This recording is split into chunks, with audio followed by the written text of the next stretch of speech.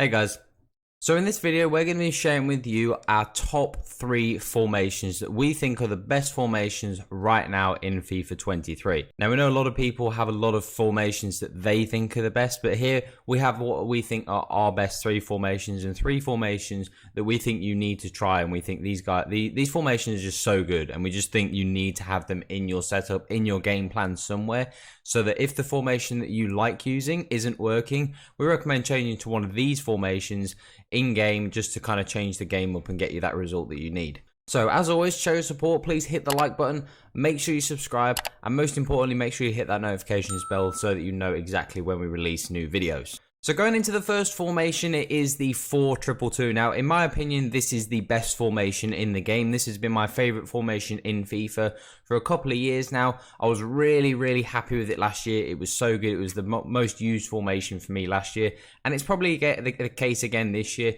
Anytime I take this formation, for example, in draft, like when it comes up, I take this formation, I win the draft with ease. I'm just so used to using this formation, and it's just perfect for this game and the way this game plays.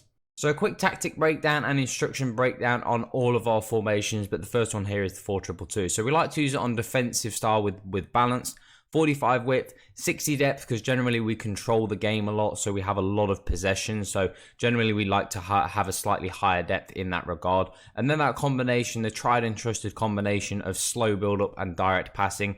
And as we said in a lot of our tutorial videos or attacking videos, you've got to be able to take care of the ball in your own half, but when you get to the final third, you've got to be able to play fast, you've got to be able to speed it up, you've got to be able to play one-touch passing and just play quick and have options, and that's where the direct passing really works.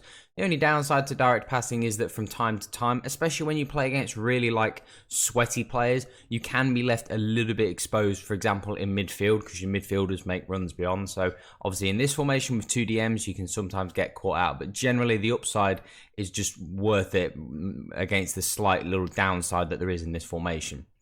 And then the offensive width, we've gone for around about 60. It just gives you that little bit of width. Obviously, those wide cams need to have and provide a little bit of width in this formation, because otherwise everything just goes through the middle. And obviously the players in the box on 5, corners on 2, and free kicks on 1. These 3 are just kind of what we like to use. Obviously, you can use whatever you want in these scenarios. And then with the instructions, Pele and Ronaldo, the 2 strikers up top, both on stay central and getting behind. Your 2 wide cams want to both be on just get into the box. Nothing else, leave them the same. The 2 DMs that we find, we like to have them on cut passing lanes, cover center, but we leave them on balance because, like we said before, the direct passing is going to pull them out of position anyway, so we just prefer to leave them on balance. If you leave them on stay back and you use direct passing, the guys make the run forwards anyway, so you may as well leave them on balance so they have a better starting position, so that it can benefit you more attacking rather than them being super deep. So of course this is what we mean when sometimes you can be left a little bit more exposed on counters when you're using direct passing, but we just feel the upside is worth it, so we're just happy to do it.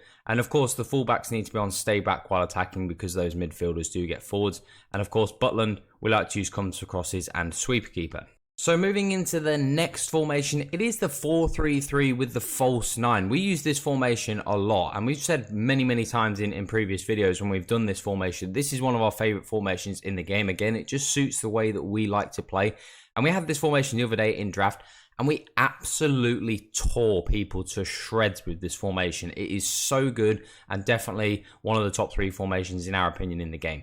A little bit different with the tactics with this one. Of course, the defensive style, the width and the depth is all pretty much the same, because that's just generally the way that we like to play the game. We have a lot more possession. We like to kind of be a lot slower and more controlled with our build-up play, so we like to obviously have a slightly higher depth. But this time we've got the build-up on long ball and the chance creation on possession, and this is exactly what we use when we tore people apart the other day when we was using this formation in draft.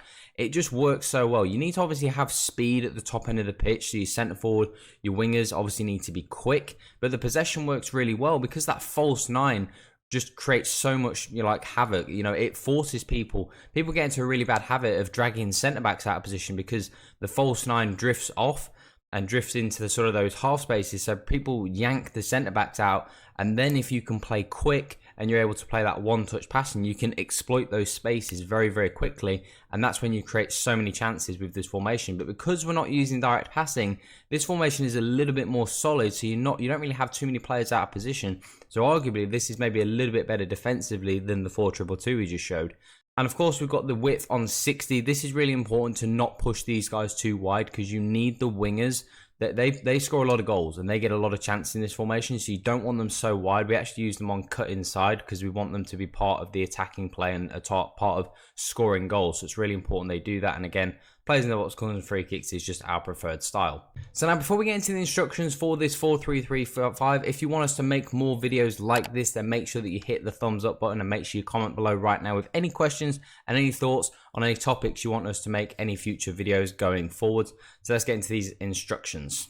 So of course with the wingers, of course in this formation, Pele and João Felix, you want them on cut inside, get in behind and get into the box. That's what we want to be using for you two wingers. It's really important because those guys create a lot of chances and get a lot of opportunities to score goals. So you need them on the cut inside, of course, to get in behind if they're quick.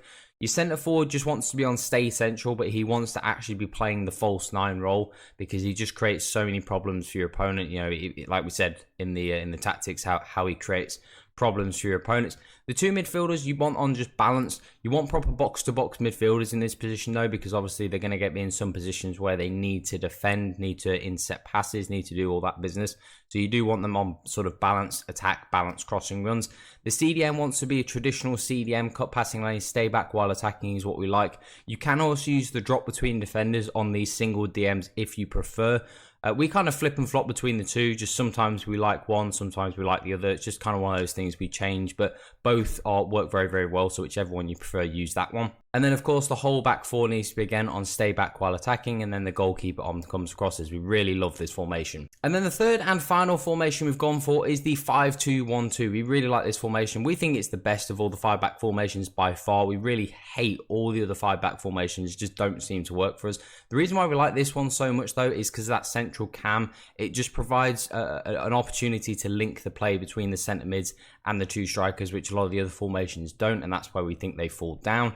Of course, with the tactics, again, this time around we've gone for 55 on the depth, just a little bit deeper. We find this formation, especially because we get the wing backs involved in the play, can be a little bit more exposed in certain situations, so we just prefer a slightly lower depth. Again, we've gone for the build-up play being on long ball, simply again because if you use direct passing with the way we use the wing backs going forwards, it then becomes far too open, and whenever we've done that, it just doesn't work. So we like the long ball, just paired with balanced chance creation. The balanced chance creation allows then our instructions to really dictate where the play goes, and we prefer in this formation, we think that's the best way to play with this lot. And the offensive width, we've gone for 70 because obviously those wing backs do get forward. They're the only players that can provide width in this formation, so we need those guys to stay wide.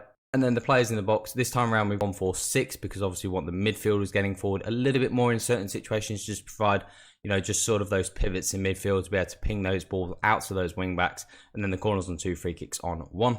And then again with the two strikers up top, both these guys on stay central and getting behind. Of course, you need pacey players when you're playing with long ball. You need to make sure you're looking for those through balls, those over the top through balls in behind. And the reason why they're on stay central is because the wing backs are going to provide the width. Central cam wants to be on get into the box. You two midfielders, you can use these guys on stay back while attacking if you are struggling defensively, because the wing backs are going to be on balanced and overlap. You know, with these guys being on balanced, if you're someone that's not confident defending and you struggle defensively, then we'd recommend using these guys on stay back while attacking. But if you're someone like us who is kind of a bit more confident, having a few more bodies going forwards and just maybe being a little bit more exposed at the back, if that is you, you can use them on balance. If you do struggle, you can use them on stay back while attacking. And then you want proper defensive midfielders that can break up the play. Of course, you know what we're talking about. And like we said, of course, in this formation, we like to use the wing backs. We like them to get forward. So you want really attacking, offensive wing backs that can get forwards, that are good at crossing, that are good at passing, that are good at dribbling on the ball as well. It's really important because those wing backs need to provide width. They need to have speed. They obviously need to have the good crossing and the good passing, the good dribbling. They're going to spend a lot of time on the ball. And again, they need to have good stamina because they're going to be running up and down that wing a lot. So it's really important to get the right players in that position. Of course, all the centre backs can be on stay back while attacking, and again the goalkeeper on the traditional comes for crosses and sweeper keeper. So that is it for our top 3 formations. They are what we think are the best 3 formations in the game. So we recommend having at least one of these in your game plan somewhere, making sure you have one of these formations because they're all absolutely brilliant. So like we said earlier in the video, if you do want us to continue to make more videos like this one, then we do need your support. So make sure that you smash that like button, make sure you subscribe, make sure you turn on that notifications bell. And if you want to ask us any further questions, make sure you join our Discord. The link to that is down in the description. So thanks for watching, and we'll see you in the next one.